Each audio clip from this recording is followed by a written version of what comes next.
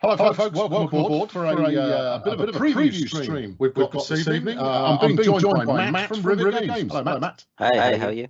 Hang on a second. good. Hang on a second. We've got audio problems. Hold on. We're not there yet. Matt has broken the audio. Brilliant.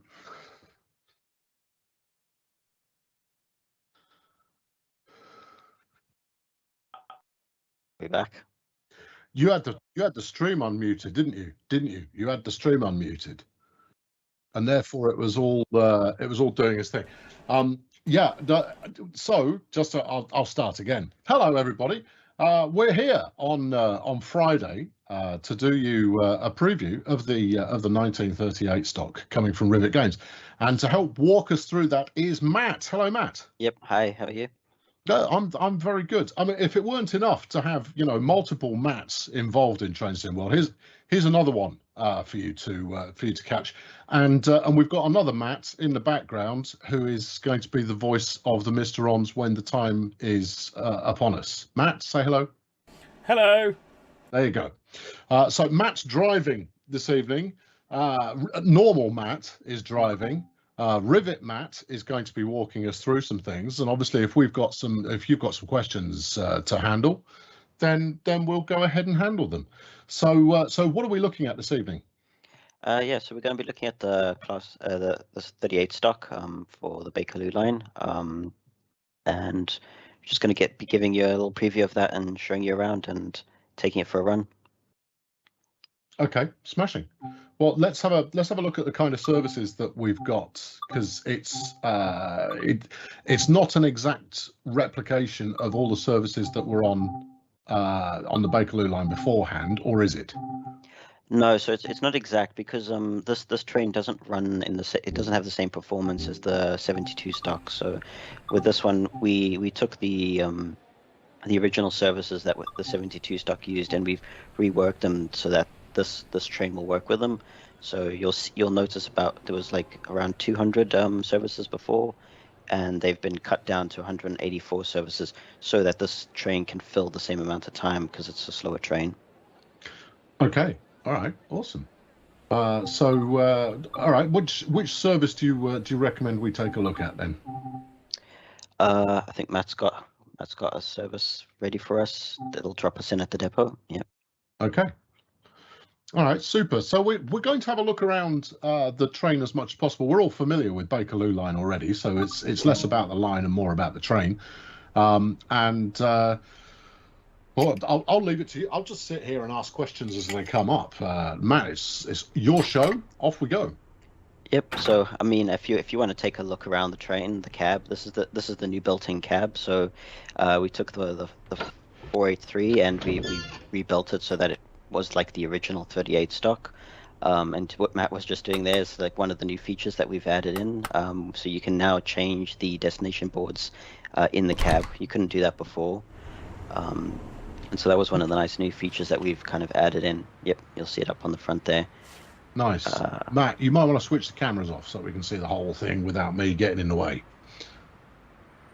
Yep, and yeah, this was one of the kind of challenging things that we did, was trying to take the 483 and rebuild it into this into the 38 stock, and you can see, like you saw on the front there, it's got a whole new front. The cab's all been updated and changed, and we added in a few new features like the cab the destination boards being changeable in the cab. You also might have noticed the weak field flag. We've added in that functionality. Yep, and we're in the passenger interior now.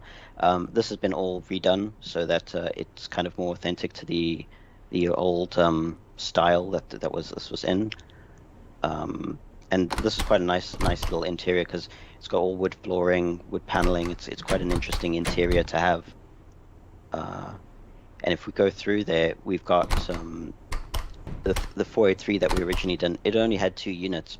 But the older 38 stock, it had 4 different units. So we've got the non-driving motor units and the trailer that have been added into this pack.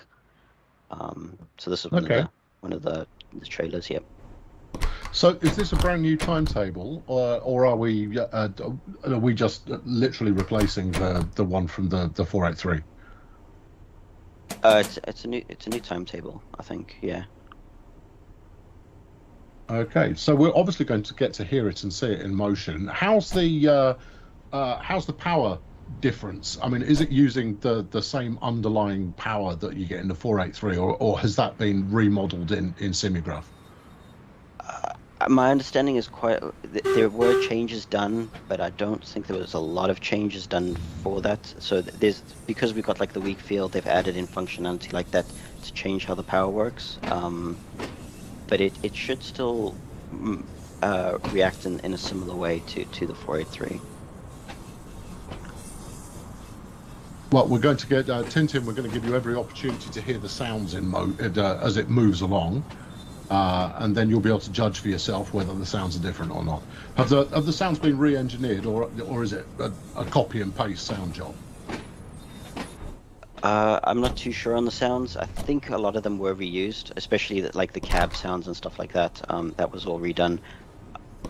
I'm not entirely sure if any of the motor sounds were edited, but there might have been some improvements made. Okay.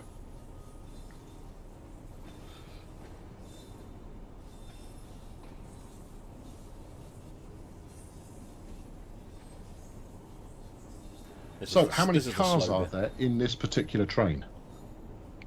There's 4 different cars. So you got the D unit, the non-driving motor, the trailer, and the A unit. And the consist should have a 4 and a 3 car unit set up. So you'll have the seven cars in a train.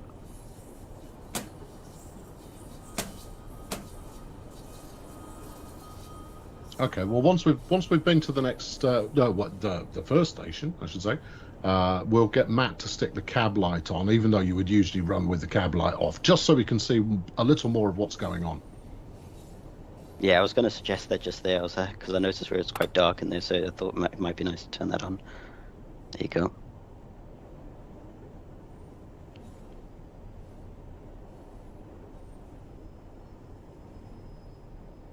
Yeah, and this was one of the things we did, because there was quite a few changes.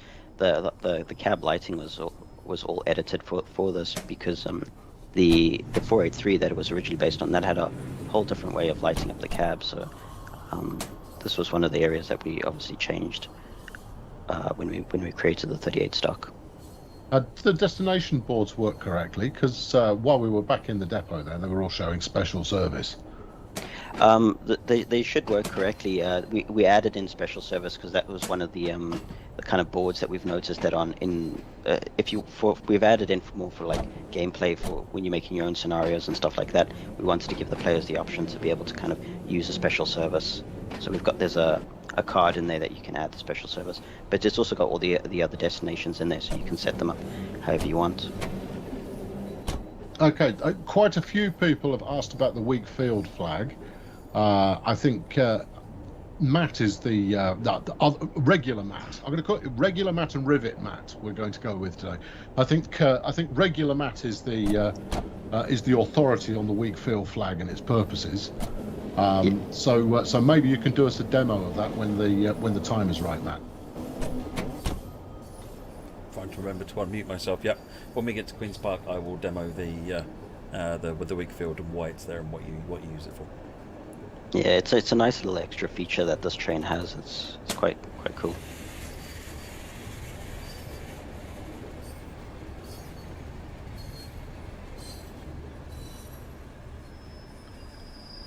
Is there a confirmed price for the 1938 tube stock?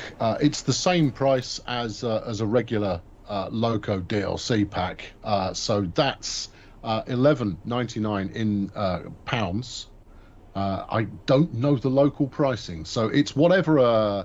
If you were to go and look up what the DB-BR 101 costs in the store, same price.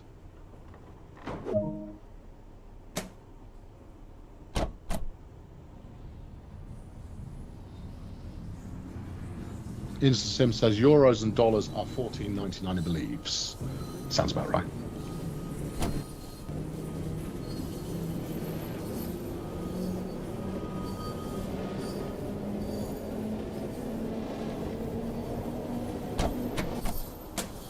Now, does this purely substitute onto the Bakerloo line, or does it run elsewhere as well? Does it work on Isle of Wight, for example? I don't think you can. There's no services or scenarios set up for those routes, so it should only work on those routes. Also because it's 4th rail, so Isle of Wight was 3rd rail. Right. It shouldn't work. So it really is only designed for this route. Of course, with scenario planning, you can put it anywhere you like. Yeah.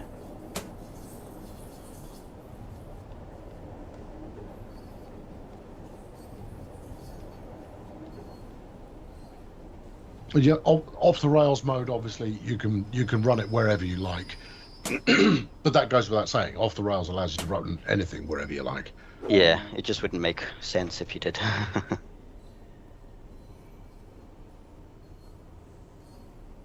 Can we get an exterior view, Matt, so that we can soak up some of the door sounds, for example? And the inevitable whistle action has been requested.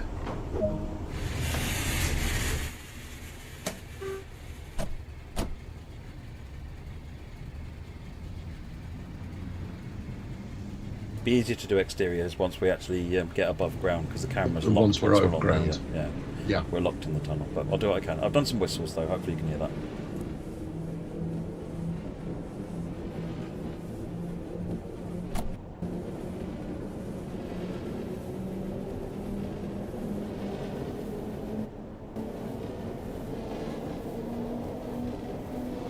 So why did you guys choose to do the 38 stock in the first place? What was the thought process behind that?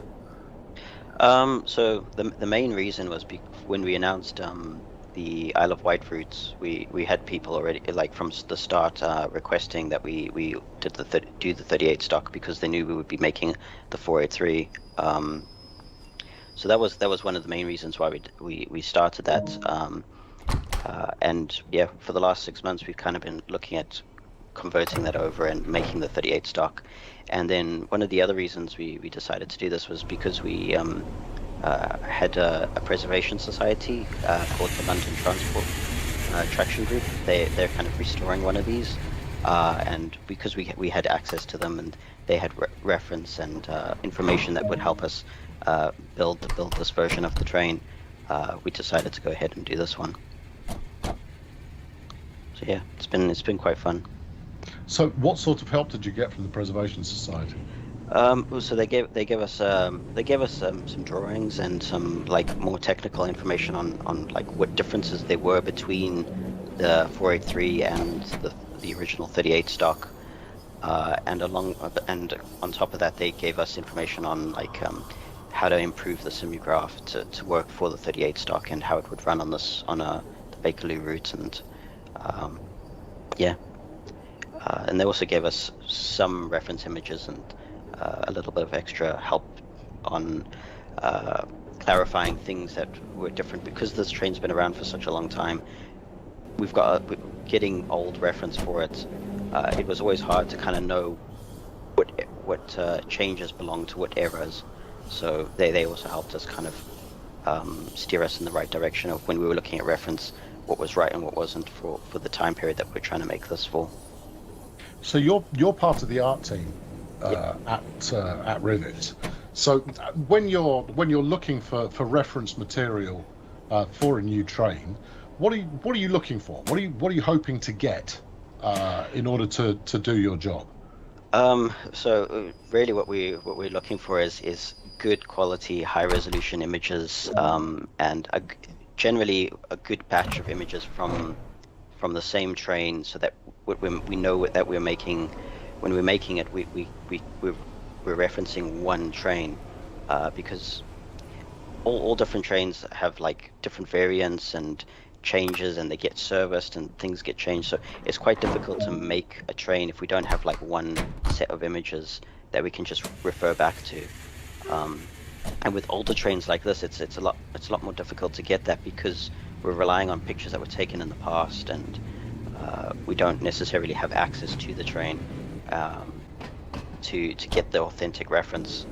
So it can be difficult, and this one was quite challenging to make sure that we were getting pictures and we knew what time period they were taken in, because we had pictures going back to like the 40s, and then we had pictures from the 70s, and so trying to make sure that we were keeping them all consistent and from around the same time period was quite difficult.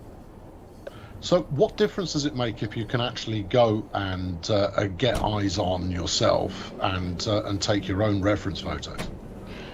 That's always the best case that we get. Unfortunately, with this train, we didn't have access to do that because of COVID. We weren't able to travel. But what we get from that is it's a lot easier to kind of take in the train and understand what we're going to have to build, and also what we want to prioritize in getting reference. And it also just allows us to take pictures of the entire train, front to back, inside out, get into all the little corners of the train, and just understand how the thing has been put together, how it works, how all the little buttons and switches and dials should move and work, and just everything that's in there, and what's important and what isn't quite important to like accurately reproduce. And so if we don't have access to the train, it is a lot more difficult because we don't have that kind of understanding of what makes that train and how that train's put together. So if you do have, ridiculously high resolution photos to play with, do you end up taking textures from those photos to then apply to the model, or is it always a case of recreating those textures in an appropriate fashion? Yeah, so that if we do have them high resolution images like that, we can use stuff, and we sometimes do, but generally the way we work is we will remake everything in our texturing software, which we use Substance for texturing, and it just allows us to kind of have more control. And because you can even if you've got good quality reference, you still have lighting information in there and things just like artifacts from the photos. So it's usually better for us to remake it from scratch. So materials and just like details that we would get from a photo, it's usually better for us to remake them. Okay, well, there's a few people saying that the shade of green is a little on the pale side. Is that down to the lighting? How do you go about? Because obviously you're going to digitally reproduce the color under the lighting of the game. So do you take the actual shade, or do you try and work to make the shade look right when the lighting is then applied to it?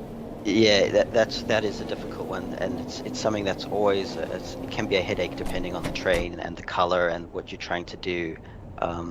So generally, the way if I'm trying to recreate a color, what I'll do is I'll take the color from, if we're lucky enough, we can get the actual paint colors, I forget, I think it's like the RAL number or something like that. We can use that as a starting point, but even if we get like the official color paint and we put that into our software, obviously we're adding dirt, we're adding other kind of like lighting effects and texture detail to that color, so that will always affect the base color, so that the paint color gets changed immediately before we've even put it into the game when we're trying to add in those kind of details.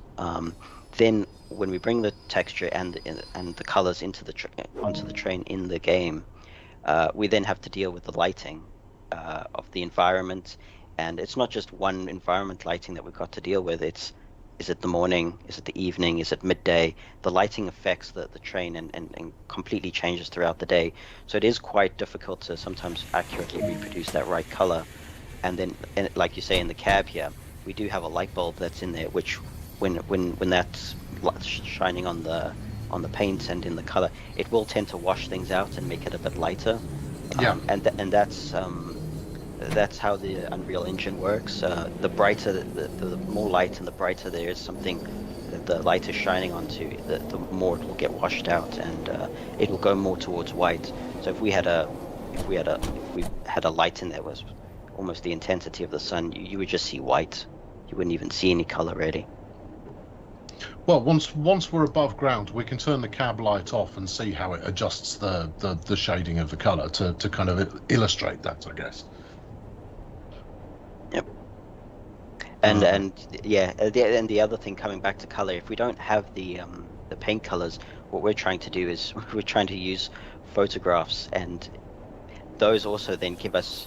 It's really difficult to accurately get a good color, because when you take a picture, you've got all the different exposure settings that your camera will do, and depending on the time of day that the lighting's done. We can have some headaches trying to get a color to look right, and we'll be second guessing ourselves, and we'll go, we'll put in a color, we'll bring it in the game, and we'll kind of be trying to look at it compared to a photograph, and we'll be thinking, is this right? Is that not right? And so it can be quite tricky in the end to get it looking right. Okay, I've got a couple of regular Matt questions. We're not noticing a particularly high volume of passengers going on here, Matt. Which are you running on the build that has the uplifted Bakerloo passenger numbers? I would have thought so, yeah, because that's now public, and this is kind of like a next release. So one of the things I was going to do after this is go and find out, is there some quirk of this build, or what's going on, because this is not what I was expecting. And I've seen people saying that they're seeing Colnarcon and Bakerloo both with better passenger numbers, so unless Steam has just failed to download an update of some sort, anything's possible. So I'm going to look into it and find out what's going on here. But this shouldn't affect, this is service mode, so it should be running whatever passengers you've currently got, so it might just be my local build. Okay, so it should run with the higher numbers of passengers. That's what I'd expect, yeah. Because the route is the route is the route, right? Exactly, yeah. It's the same route. Okay. Yeah, we didn't make any changes to the route, because it's obviously a dovetail route.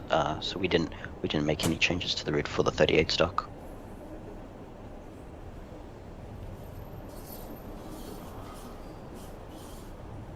So, were there any particular challenges associated with making this train in particular? I feel like I kind of mentioned some of them, but yeah, getting the reference and making sure we were making the right version for. So we kind of wanted this to be based more on the later version of the 38 stock, and one of the challenges that we had is you'll notice that the version that we're running in here is got a red roof, but the version that we kind of decided that we wanted to add in was you'll see there's kind of different variants of the livery, and the one that we've decided to go with has got a black roof.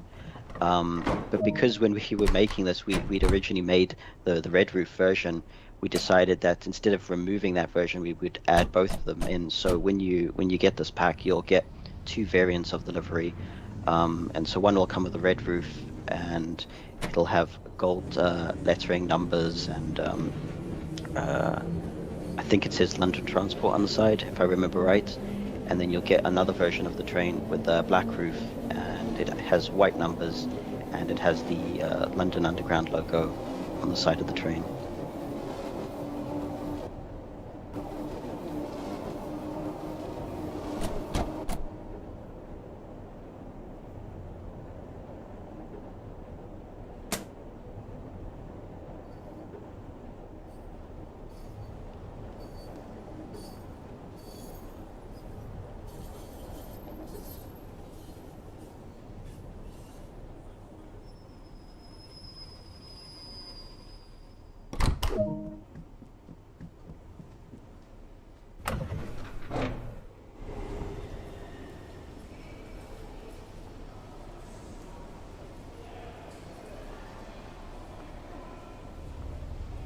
So we spoke about sound a couple of minutes ago anyway. Have the sounds been adjusted from the 483, or do you not know? I think most of the sounds are all the same. I can't remember for sure, but I feel like there was some sounds adjusted for the motor sounds, but I don't remember for sure because I didn't work on the sounds. I just feel like there was maybe a conversation that had happened, so that's why I'm not too sure on that. Sorry.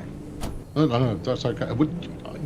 You either know or you don't know, and Yeah. And obviously for those of you who want more detail based on what we're showing today, Rivet Games do have their own forums where you can get in touch with the development team directly.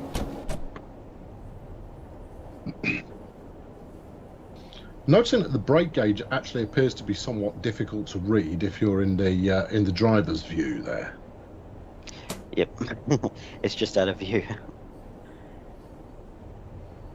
I think in if you were driving this in real life, naturally you get a wider field of view. So it's kind of, I've noticed that in some trains it's a little bit more difficult to get the same perspective that a person would get in real life.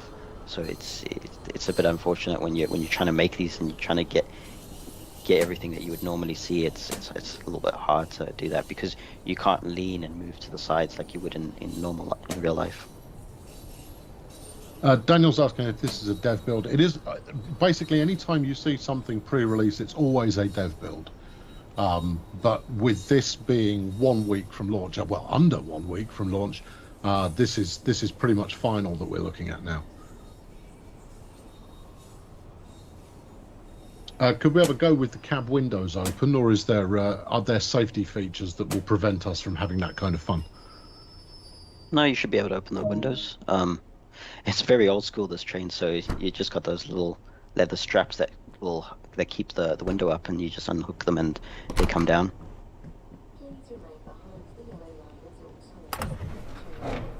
Station at high speed and can cause turbulence.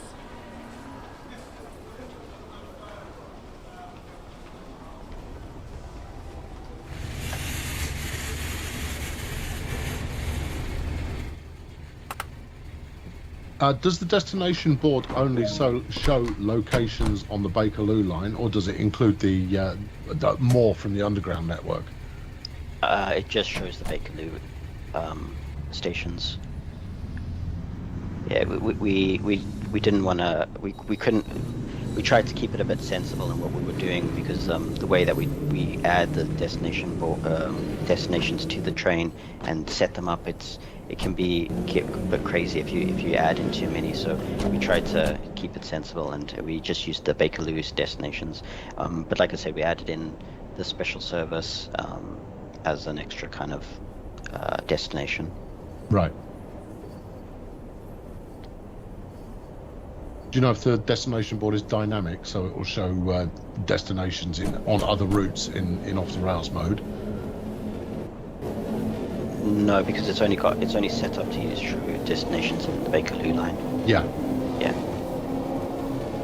Also, I think it's slightly more involved graphically than the kind of the LCD LED displays that you get on other trains that have got a passenger display screen on. Yeah, those ones I think that they're a bit easier to kind of have whatever you want to display. But for this, because it's basically in real life it's 3 boards, and basically the driver would like take out a board, put in the different destinations. So we've kind of simulated the same thing, and what you've got is you'll have 3 boards there, and you can change the destination on them. Oh, that's cool. Well, we should have a look at that when the opportunity presents itself. Can the doors not be opened from inside the cab? You can open those 2 doors at any time. The driver door can only be opened if the driver's seat is up, because it's such a small, narrow little cab that if you open that door, it would hit off the seat, and there's just no space for you to open it. So you have to actually lift the driver's seat up, and it folds back into the wall. And I think the question was actually more about the passenger doors. Because Matt's dashing down the carriage every single time. So yeah, this train was designed to have a driver and a guard, and the guard is meant to unlock the doors. Well, to open the doors for the passengers. If you look by the actual doorways, there's no button or anything for the passengers to be able to open the doors. So yeah, you needed a guard to open the doors. So presumably you could use the usual shortcuts to get the doors open if you prefer, but if you want to use the buttons, then you're going for a quick dash down the carriage each time. Yep. That's exactly it.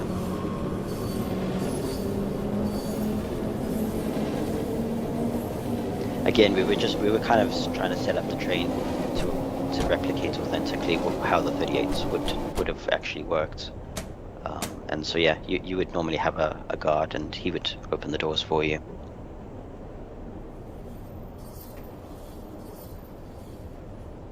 Gives the driver an excuse to get some exercise. Yes, quite so.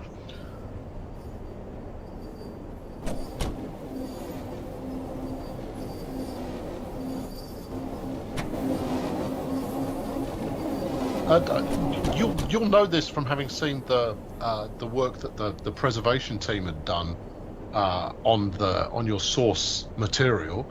Were all the carriages genuinely non-smoking? Surely some of them would have been smoking carriages at the time these were in service. From what I remember, they all had no smoking signs. We didn't have a lot of reference of the trailers, so maybe one of them might have said you could smoke in there, but as far as I can remember, they all had no smoking signs on them. And yeah, we didn't have any other reference that said no otherwise, so that's why we've set them all up as non-smoking. Yeah, fair enough. No, just a question to see if you'd seen it in your reference material, really. No.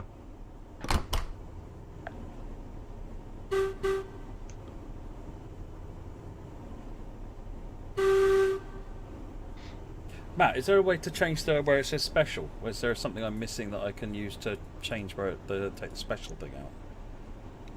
It should be, yeah. So if you scroll through the destinations in there, it should be an option. Unless I'm remembering it wrong, but I thought you could take the special out.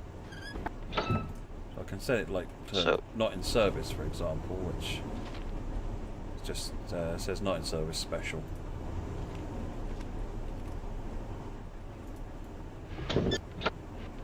Doesn't seem to be a way I can set that to. No, I'm only controlling the middle one from what I can see there. Yeah, I can't quite. It's a little hard to see on my screen because it's a bit too small. But you should be able to update them.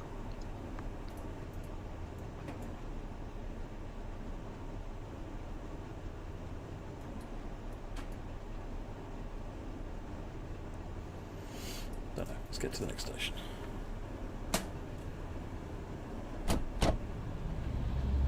Right, can we have a little bit more whistle action, please? We've had our second request of the day.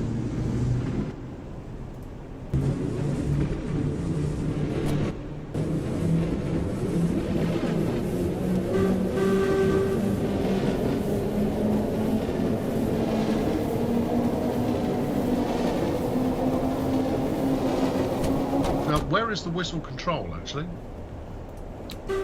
I know you're using a shortcut there, Matt, but where is it for real? Hunt the button. It should be in the front there, next to the yeah, just in the front. I believe this might be a bug that we're looking into, where for some reason the whistle button has stopped working. So we are looking into that. It's something I noticed yesterday. Oh, okay. So the whistle button is actually not working on this particular version. Yeah, I'm not sure why. It was working, and then it seems to have stopped working for some reason. Well, that's game development for you. Yeah. That's you fix one bug and another one pops up.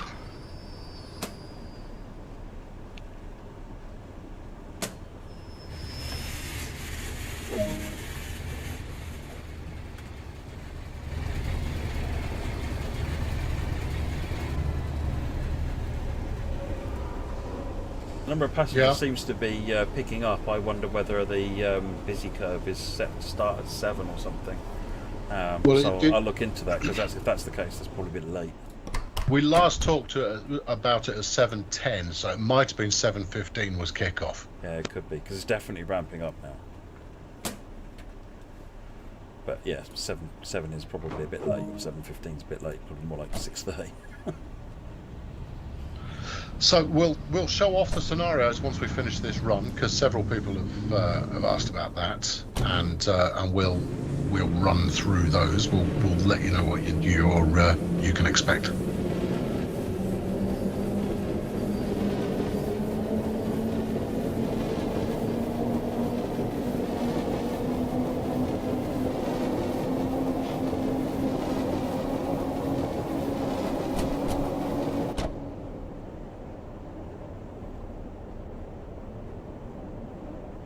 Johnny, yes, that's right. So you do have to get out of the cab to go close the doors, or in fact open them, because there's supposed to be two of you, but evidently when this is set, your guard's currently on strike.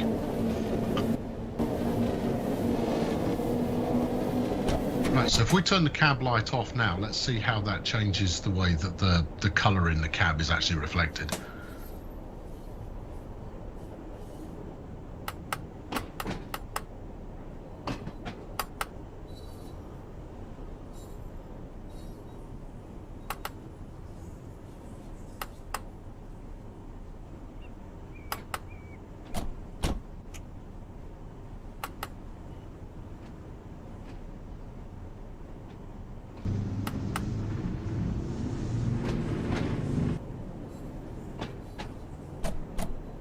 Put in conductor mode as a new feature. Oh, there's a thought.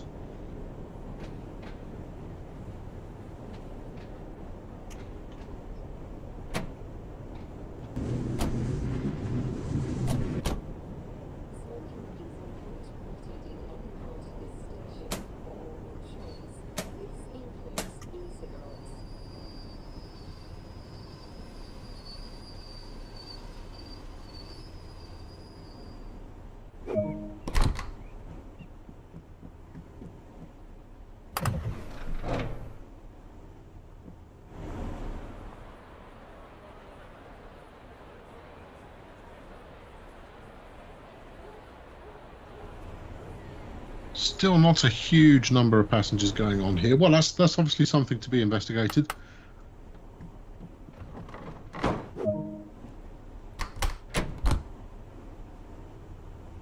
Right, so at this point, we're network rail territory. So what I'm going to do is I'm going to pop the weak field down, and that will switch us over. The difference between running with weak field and not running with weak field is essentially, in this state, the default, you can accelerate faster, but you can't go you can't reach the top speed. I'll explain why in a minute. When you put it in that mode, you don't accelerate quite as fast, but you can get up. You'll be able to get up to the full line speed. The reason for it is this is something called back EMF.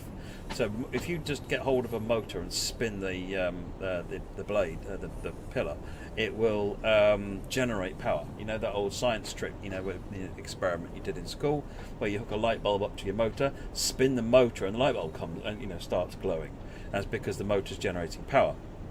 That happens all the time, and what happens is that when I put power on and I'm making the motor move, it's also generating back EMF, what they call back electromagnetic force. So as I generate more power into the motor to make it go faster, the fact that the motor is spinning is generating power back up the line, and you end up fighting with that.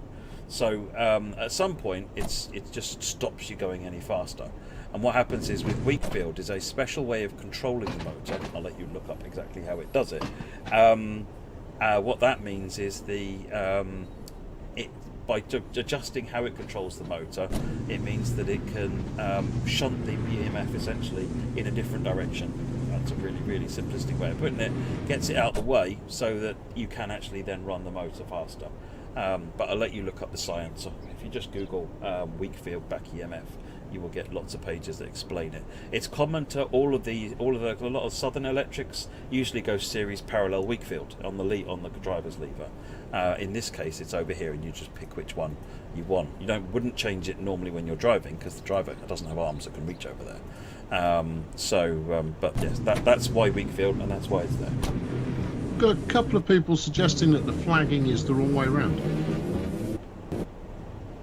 In that the field weakening is when the flag is up, not down. So from what our setup artists worked on that, the scripters and that, they seem to find that when it was up, it was meant to be off, and then when it was down, it was on. Something we can look at again, but that's what they found. That's the information that they got. Okay, there seems to be a consensus in the chat that flag up is weakened field off, on off. Field weakening, yes. Flag up. Gary's saying you drove the real thing, and actually it is the wrong way around as it is. No, that's something we can look at. Weak field is always flag up. Well, thank you for the feedback. That's useful to know. Presumably that's not a difficult switch to make. I don't think so, no. It should be just switching the states around.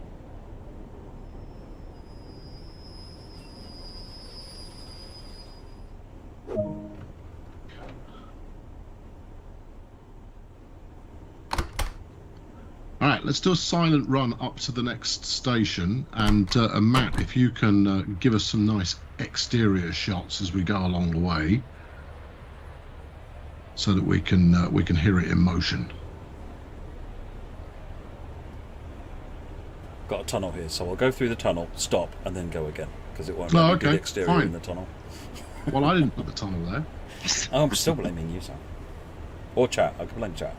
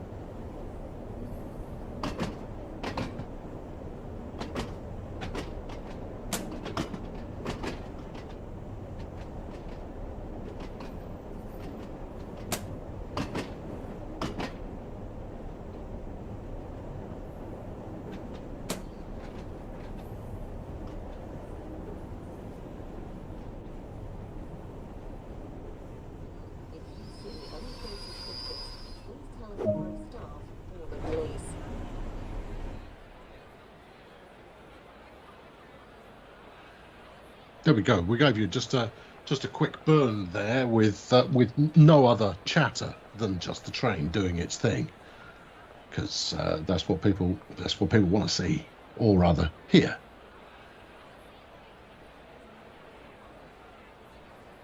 What was your favourite part of making this train then? For me, well, I mostly worked on the cab, and that was doing the texturing. So, and I do enjoy doing that. So retexturing it and making it look good was my kind of favorite part. There's obviously the challenges of finding the right reference and doing that, getting it to match what we wanted. And that's always fun to do. It's just making sure that what we're making is right and putting in the details and authentically recreating what of vehicles that we want to make. So yeah, I had fun doing all of that. A few people have pointed out that the stopping point on that station is dubious. Matt, you might want to add that onto the big old list of things to address. Yep, have done.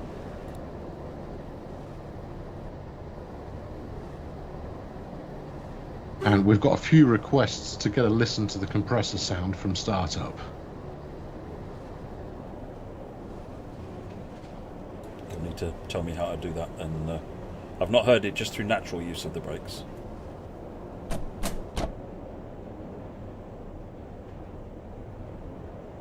I'm not too sure how to do a cold start with this train, so It's all right, Matt's an expert. He'll figure it out. yeah. Right, Matt? That or I'll break it. I don't know. Okay. Entertainment either way.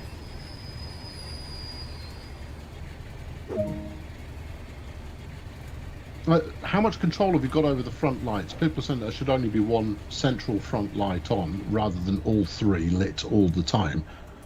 Are you just being excessive in your switch flipping there, Matt, or is that the option that you've got?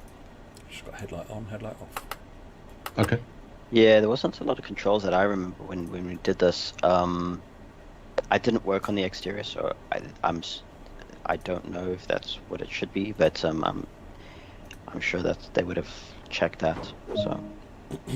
I don't know if you heard that sound earlier on, but that was the compressor. Let me just apply the brakes a few times, and you can hear the. If you keep an eye on the main reservoir down here, you can hear the. Every time I recharge the brakes, it will drop the main reservoir. Once it triggers, you should hear the thing kick into life.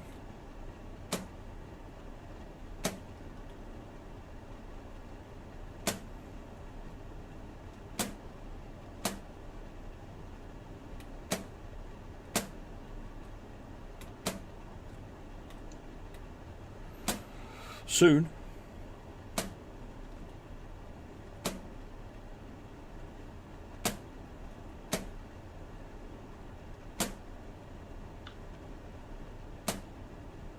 Any minute now, I should think.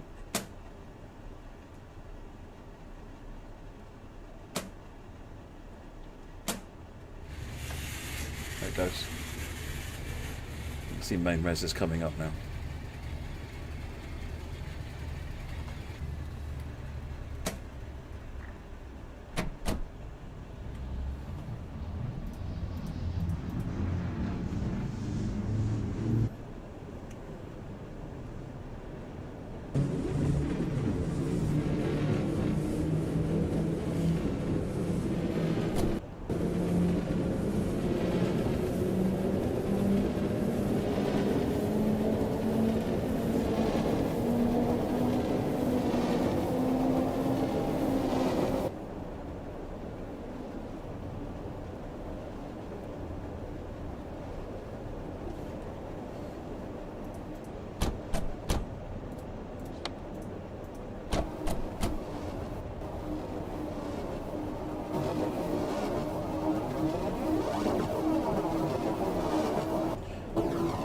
It's just the labelling of that thing's the wrong way around, because now I am able to get. This is acting like Wheatfield is on, so I think it might be set up correctly with label. Okay, that stands to reason. You certainly seem to be hitting top speed without too much issue. Yeah, now I am. I was wondering why I couldn't get so fast previously.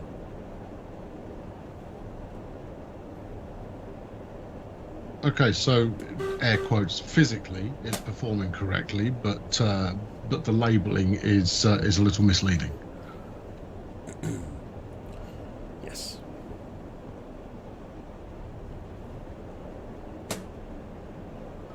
The stock services, they're new services, so they're not additional. It's a new timetable rather than it being a straight substitute.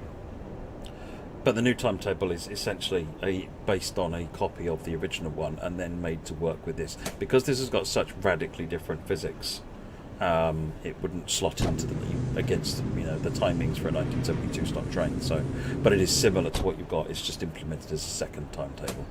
Right, so it's not radically different, but the timings between stops will be slightly different. Oh yeah. Yeah. And you also won't see a mix of trains. This will be all 1938 stock, and the 1972 timetable will be all 1972 stock. Right. The scenarios tend to mix and match them a bit because the scenarios are more a preserved unit theme, and so this is moving in and around 72 stock trains. God, spoilers. We were going to show scenarios in a minute. You're giving away some of the best stuff. That's what I'm here for, Sam. Do you want to know where the donkey is? No. Nobody wants to know where the donkey is. I bet they do.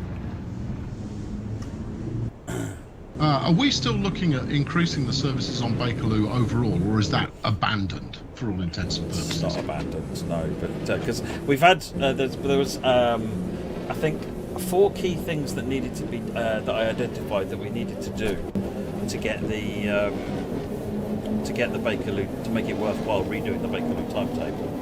3 of the 4 have been done. This is in the core game, and improving the way that the dispatcher works. It's more improving the editing tools rather than the dispatcher, so that we can set these things up and not be just constantly fighting the timings of the trains. So. Yeah, 3 of the 4 things have been done and are being used to great effect on the likes of London Commuter. They've helped London Commuter massively, and the Dresden update. So they're there. But one of the most important ones isn't there yet, and that's dynamic platform allocation, which is also the hardest of the 4s, coincidentally. So we still want that. We still need that. Once that's in, actually it becomes a lot easier to redo this timetable once that's done. So. But that's a hard job to do, so that's why it's not there yet. So, I mean, you've referenced yet there a few times. I mean, is this something that is, because it's not on the roadmap anymore, we took it off. It's on our internal lists, but it's not on a list that anybody is actively actioning right now. So there was a lot more than 4 things went on that list. There was about 15 things went on the list of here are the improvements that we need to service mode authoring tools and features. Right. The first 3 priority ones have been done. The important 4th one, which also needs to be done, is not done, and nobody is working on it at the moment. At this point, I don't have a plan for when they will get back onto it. Okay. So, but is it abandoned? No, we just don't have it. It's stalled, I would say, at the minute. Because presumably functionality like that, it wouldn't just be for this line. You'd be able to use that across the board then. The same as with the stuff that was like the first 3 things that we added, which were service to do with when service start times are and auto adjusting passenger stop times.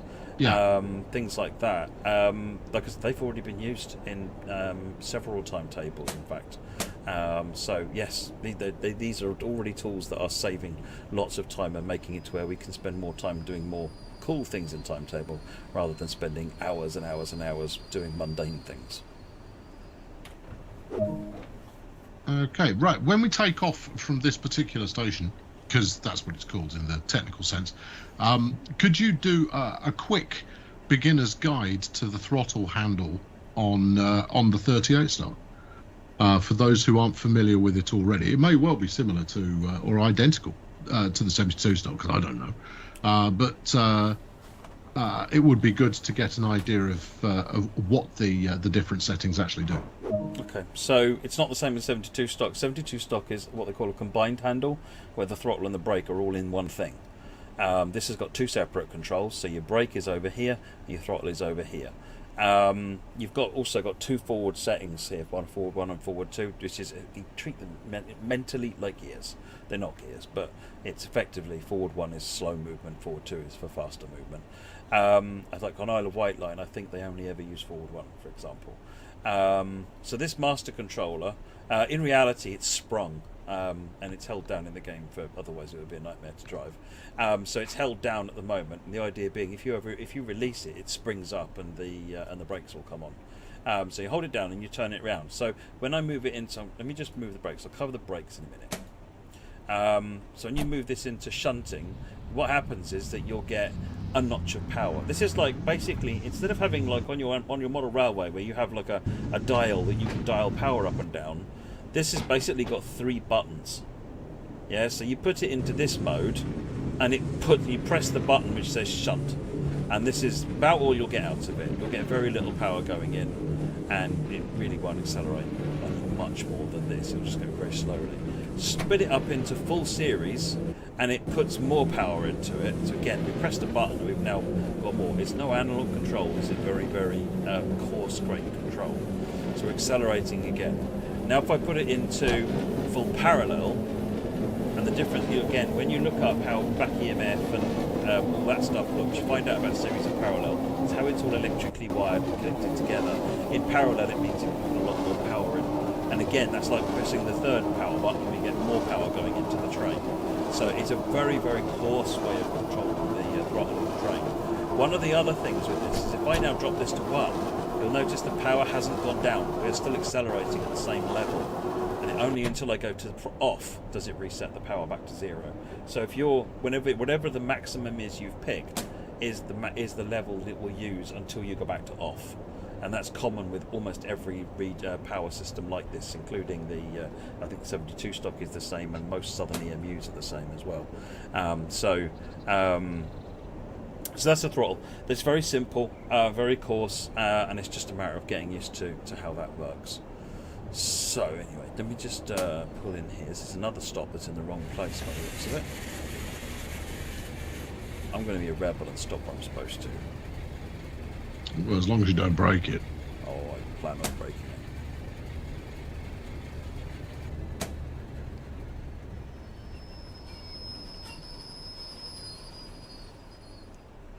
it. Right, so the other control then, the brake, it has similar features to the brake that you get on the 72 stock. So you'll find it's called EP Min. And that you get the lower half of this control are what they call EP settings, and that means electro-pneumatic. And what that's doing is that, so if we go outside, there's an electronic connection, electrical actually, been given the age of this thing, electrical connection between each of these, so that whenever I apply the brake in the lead unit, it'll tell all of the other units what to set themselves to as well. And the reason that's different is that normally you'd use a fully pneumatic brake in, say, like a 166 or an HST or something. When you apply the brake, HST is a bad example, forget that.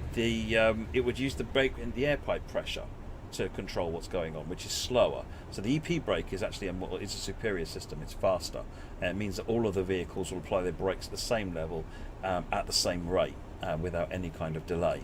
Now, that requires electronics to work, or electrical stuff to work, so which means you also have to have a fail-safe. So if you move beyond the EP setting system, you get into the Westinghouse settings.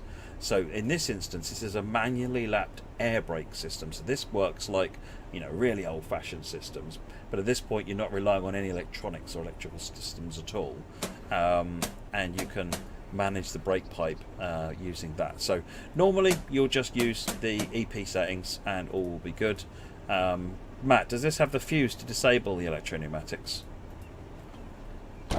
I'm not too sure.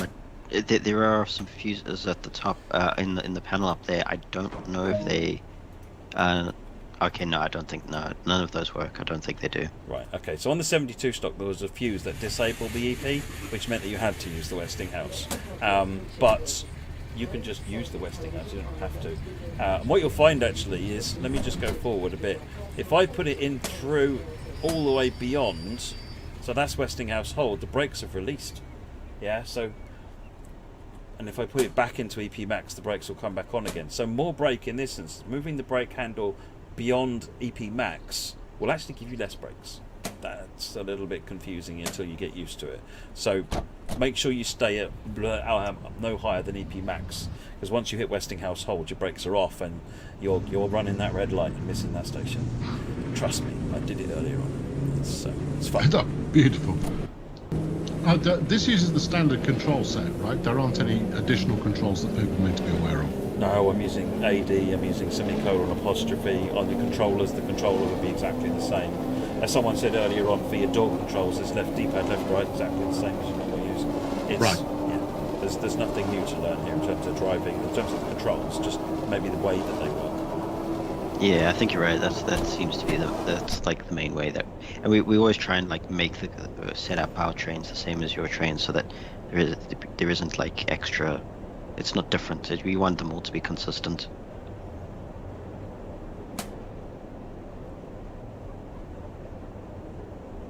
Coming into South Kensington, not far off from Harrow and Millstone now.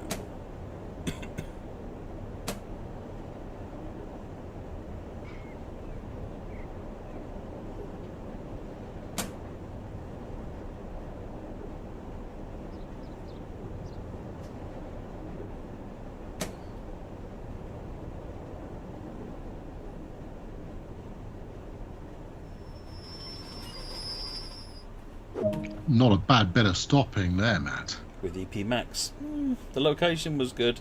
The broken elbows and so forth, less so. So the Westinghouse brake is basically lapped braking then? Yes. Yeah, it's lapped braking. It's completely manual, old school, and terrifying after you've got used to doing the manually lapped EP braking.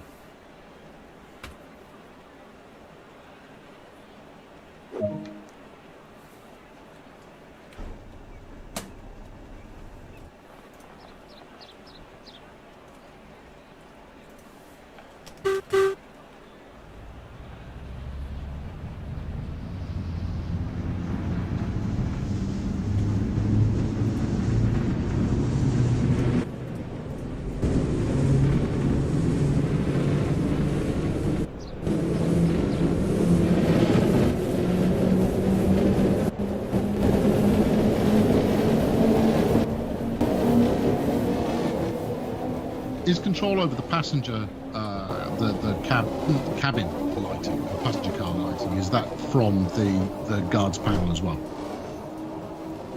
I think it's in the cab. There is a passenger light button over there. There is one over there, but there might be lighting also accessible in the cab. I think it was behind the driver.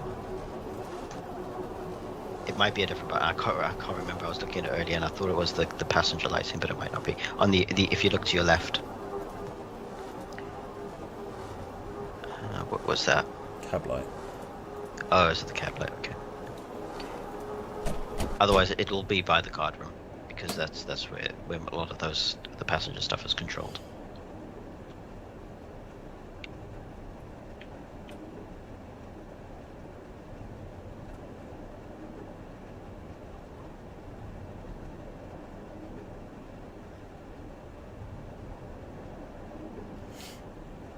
I'll have a practice with the EP brakes as between this stop and the next stop. I've not even tried them, so I have no idea what I'm doing. It's business as usual, really. Main car lighting is on the guards panel on the left.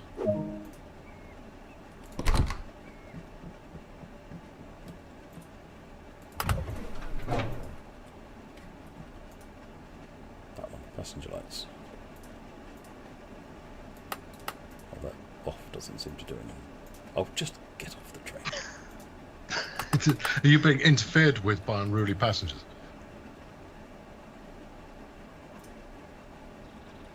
MUFC fan, yes, these replace the Bakerloo line trains if you opt to use these services. Some of the scenarios include both the 1972 and the 38 stock. But if you're just running timetables, then you will either be running with the 38 or the 72.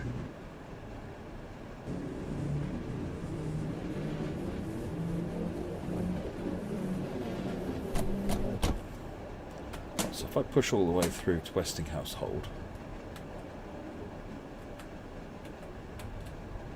there you go. So I put it in charge and brake cylinder went up. Now I'm back in hold again, and now we're slowing down. If I put it, there is no release. You have to push it all the way back through to release to get the brakes to come off. So that's kind of how it works. Let's do this. Let's do the next stop using that brake system. What could go wrong?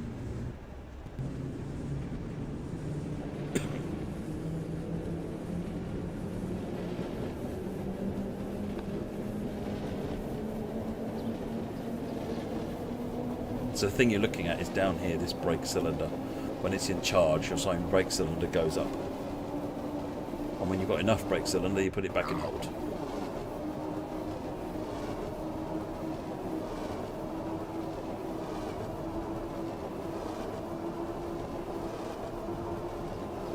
Jason, we need SPAD, it'll be fun.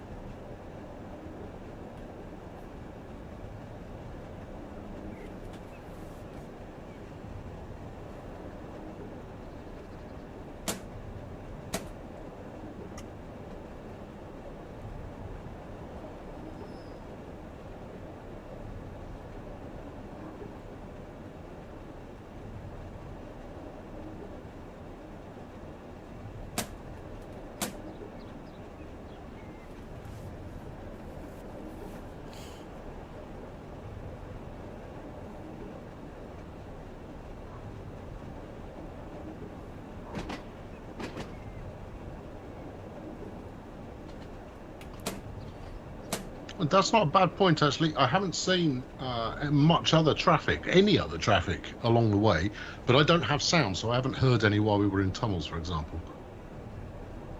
Is that just me, or I think we've only passed one train. Similar? Yeah, I think we've only passed the one train.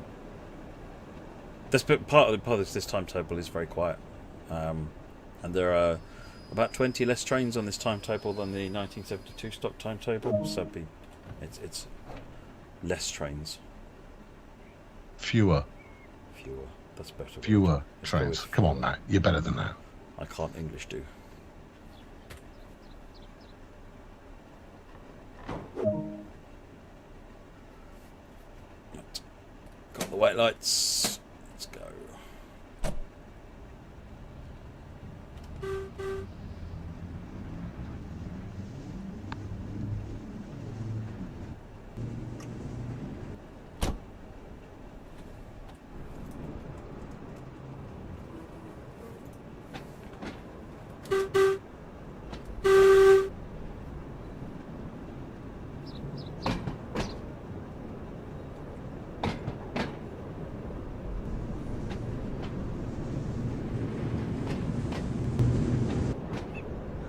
The guard controls definitely work. Epic. In fact, you have to use them if you want to use a button to open the passenger doors.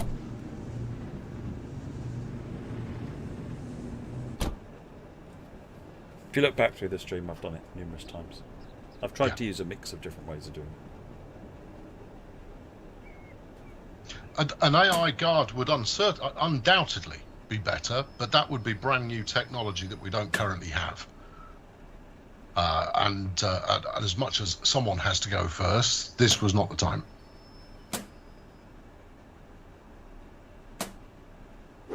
I think when we were doing the setup, that was one of the debates. What was the best way to open and close the doors?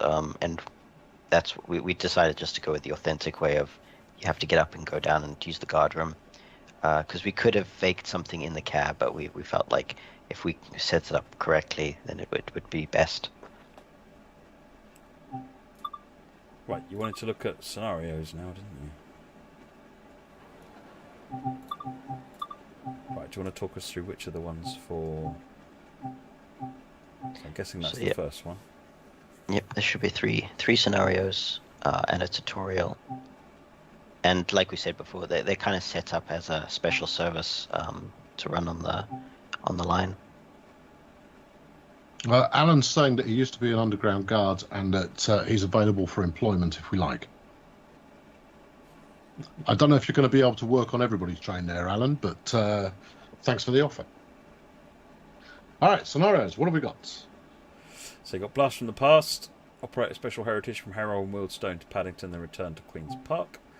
Operate the last, this is Rainy Nights, operate the last heritage service from Stonebridge Park to Elephant Castle and then park up at London Road Depot. And Old Dog, same tricks, operate a full passenger service from Elephant and Castle to Harrow and Wealdstone. So you've got one south, one north, and one kind of depot to depot. So that's your scenarios, and then you've got the 38 stock tutorial.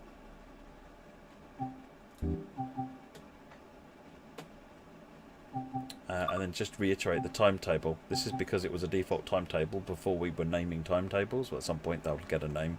That is the default timetable that you had. This is the 72 stock timetable. This is the 38 stock timetable. So you look at it in here, you'll see it does look very familiar in terms of the names and the services and what they do, and that's the goal. It's essentially to replicate the base timetable and then make it work with the 38 stock. Yeah, so we do have the same limitations going on here that we have with the Bakerloo line overall in terms of the number of services that can be run. For people saying that wasn't very realistic, we know it's not very realistic and that it should have a load more services. But if you watch the stream back again, we did talk about the challenges of increasing the service count earlier on. Could we get a look at the version with the black roof?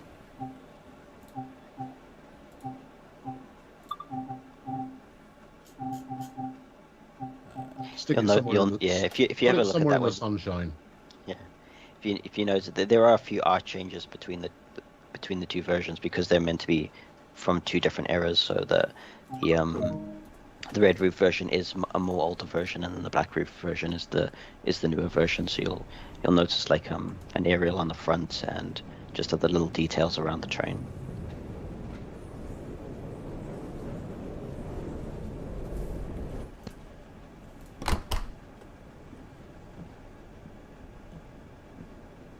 That's new, isn't it? Or did I not see that before? No, that's only in one of the units. I forget which. If it's either in the A or the D units. I can't remember which units it's in, but it's only in one of them. So there's a few differences between each unit.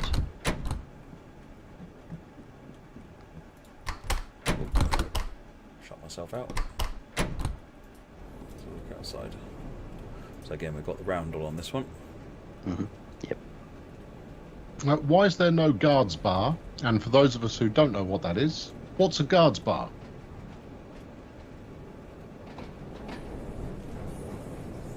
This is the red roof one with the London Transport logo on the side.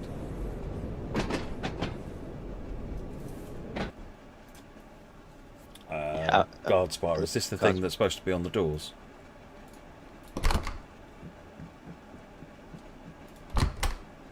There's supposed to be something in here.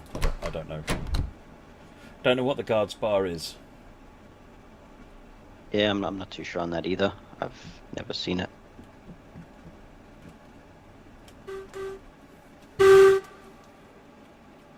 Apparently, the first aid box is misplaced. They didn't exist on the tube version, only on the Isle of Wight.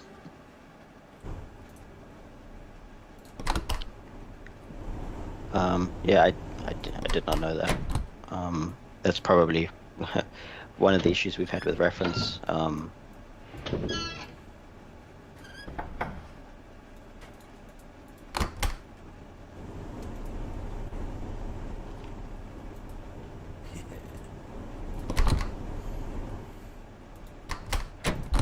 Try crouching, Matt, to get to the bottom one.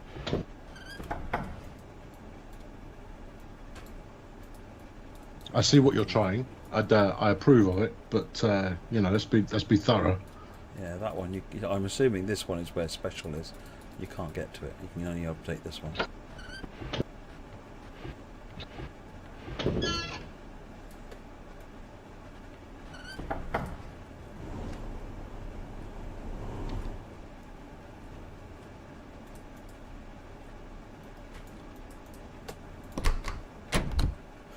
What else do I need to look at on this train for the differences, Matt?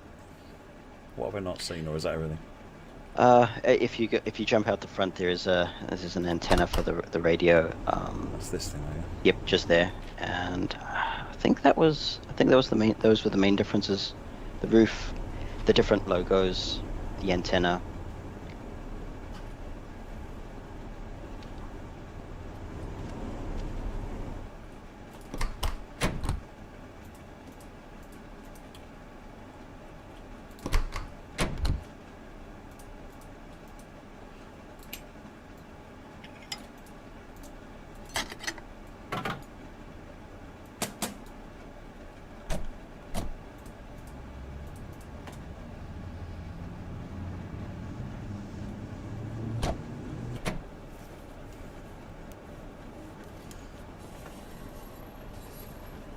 Sorry for the loud typing. I won't be a sec.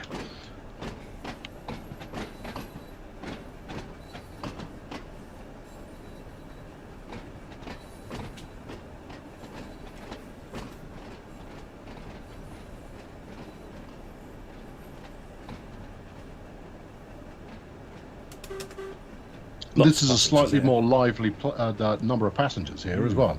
It is. I think I need to go and have a look at the curves on this. Should be quieting down by now.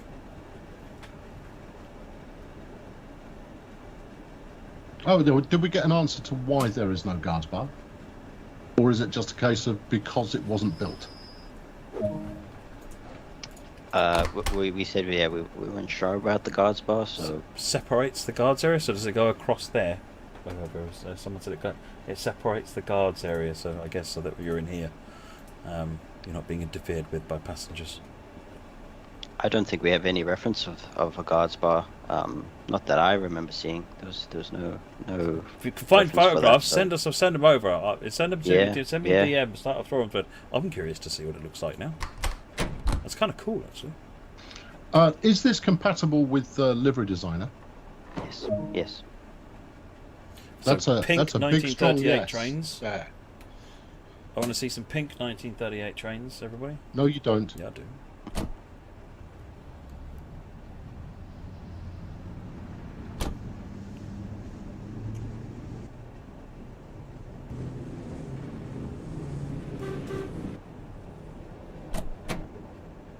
The guards bar was well stocked with beers and spirits. That's would have been my assumption, certainly.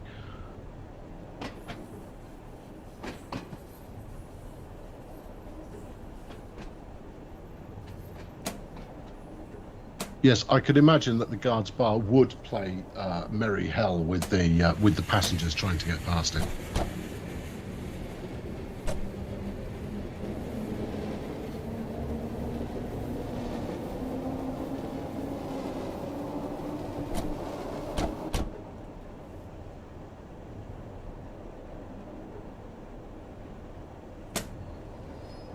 Jason, you rock.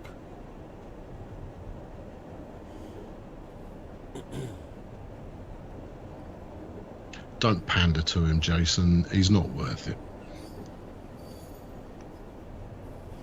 Where's the speedometer? I'll show you in a minute, as soon as I've hopefully overshot this platform. That'd be fine. It'd be fine. This is where I intended to stop. Mm-hmm. I was just proving that you don't have to stop in the platform and everything still works fine. See? It's a likely story. Job done. Speedometer. Okay, smashing. Well, that's going to wrap it up for the 1938 portion of this stream, because I've got to go into doing some service announcements, or at least a minor bit of service announcing. Matt, thank you very much for coming on the stream today, and for giving us some extra background on this train. Yep. No, thanks. It's been great. Thanks, Matt. For those of you who aren't fully up to speed, this is out next Thursday, so it's on the whatever date next Thursday is. I'm gonna say it's the 14th, Thursday the 14th. This comes out. It's priced in the same value as other standalone Loco add-ons, so you'll be able to pick it up then if it's your kind of thing. I'll also be showing it off on the evening of the 14th, but I mean it's going to be me driving it, so I'll very much be taking your requests and then following through on them as best I can. And in that same stream, I'll also be showing off the newly released DB BR187 from Skyhook. We were hoping to do a preview of that as well, but unfortunately we couldn't get anyone from Skyhook to join us. It's just an unfortunate piece of timing. So if you're going to do a bit of wait and see on the 187, then I will be at your disposal next week to show that off on launch day. There we go. It's all good. Now, before we push off, just a very quick update on the latest coming from the Bakerloo, no, not Bakerloo, Brighton Main Line update, the London commuter. We are currently collecting your feedback. We know that the console players particularly, some of you are not having a great time with it because there are a couple of crashes going on. We're aware of this and it is being investigated. The best you can do to help us nail this down quickly is, if you have had a crash of some description, if you can walk us through the exact steps that you went through. If you can repeat that crash, it makes life much easier for us to track that down and deal with it. The more you can give us on that front, the faster we'll get things solved. We will be taking care of it as quickly as possible, but we've got to investigate exactly what the causes are before we do that. We'll have more updates for you on that topic over the next couple of weeks. We hope to get things fixed as quickly as possible, but we'll try and give some time frames as soon as we've got them. There is Derek has and some of the other mods have posted a link onto the chat there for a post that I've set up titled London Brighton Timetable Feedback. If you've got any feedback there, read the initial post, because I need your feedback to contain certain sets of information, so make sure you understand what I'm looking for there, and that will help us go through it. We've already started looking through some of what's going on and seeing some of the potential issues there, so if you've got anything to report, make sure you follow that format, and that will help us massively. So do keep that feedback coming in. Thank you very, very much. Tintin, I've got nothing further for you on the PS5 maximum route problem that we've got at the moment. As soon as we've got anything further for that, we'll give you it. But it is pressing, and it is one that we need to resolve quickly. As JD mentioned earlier this week, or Matt, or both of them, we have a quick solution, which is uninstall the stuff you don't use. It's not a great solution, but it will get it done for you. And then we have a longer solution, which is the one that will act in a more permanent fashion. So we're hoping to... Matt, have you got any kind of time frame for those happening? Not an exact time frame. We've got two angles we're going on that issue. One of them is the quicker solution, and we're in the process of testing that now to see if that will do what we want. But it's not a long-term solution. So what that would do is it would get everything working again. But we can't leave it like that, because it stops working as soon as the next bit of DLC comes out. That would be a sticking plaster rather than a permanent fix. That's just because we want to get everybody, because we think the bigger solution might take a bit of time to develop, and we're working with Sony on what we can do there, what the options are available to us. So we don't want to wait if we've got another way of getting it going again in the meantime. So we're trying to make sure our priority is get everybody access to their DLC again, and rather than wait until it's the right way of accessing the DLC. So we've got maybe a sticking plaster to go before we get to the final solution. But we will keep you up to date on what's going on there and how testing is going. I haven't got any results at the moment, because they literally just finished making a build that's got this test in it, and I haven't seen the results of that yet. So we'll let you know as soon as there's update the results. But we are really, everybody's on this. This is, everyone's seeing this as a massively serious problem. Yeah, so bear with us. We're sorry that it's going to take a little while to fix, but it's going to take a little while to fix, and it's not one that we saw coming until it hit us in the face. So we'll have plenty of updates for you over the next week, and then in the next roadmap we'll go into much more depth, where we're actually going to add outstanding fixes in a grouped fashion. We'll actually add them to the roadmap. So thanks very much for tuning in today. Matt, you can stop sitting there looking uncomfortable now. We're done with all the service announcements. Thanks very much for coming on the stream. If you want to give some feedback to Rivet, you can go and talk to them via their forums, and the address for those, Matt, are... Putting me on the spot here. Yeah. It's the Rivet Game. If you just go to the Rivet Games website, and then click the forums button. And then click the forums buttons, yep. Okay, that's the best way to go to it. Right, thanks very much for tuning in today. We're back next week with more that you should find moderately interesting, if not fun. Thanks very much for watching. Cheerio. Cheers, everyone. Bye-bye. Bye.